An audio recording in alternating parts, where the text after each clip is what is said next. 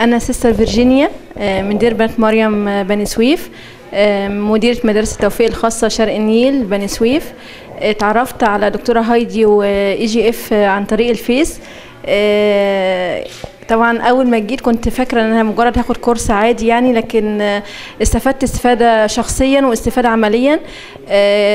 قررت ان انا اجيب مدرسات معايا في الكورس ده علشان برضو يستفادوا. وبعد الكورس احنا قررنا ان احنا نعمل اوضه جامعه في المدرسه عندنا في مدرسه التوفيق خاصه بمونتسوري بس. اتمنى وبناشد برضو وزير التربيه والتعليم ان البرنامج ده يدخله في المدارس الحكوميه برضو، مش بس المدارس الخاصه. وانا من كل قلبي بشكر دكتوره هايدي انها مش بس كانت بتعلمنا، كانت بتخلينا نستمتع واحنا بنتعلم. وهي يعني انا كسبت صديقه اكتر من ان هو مجرد مدربه او دكتوره.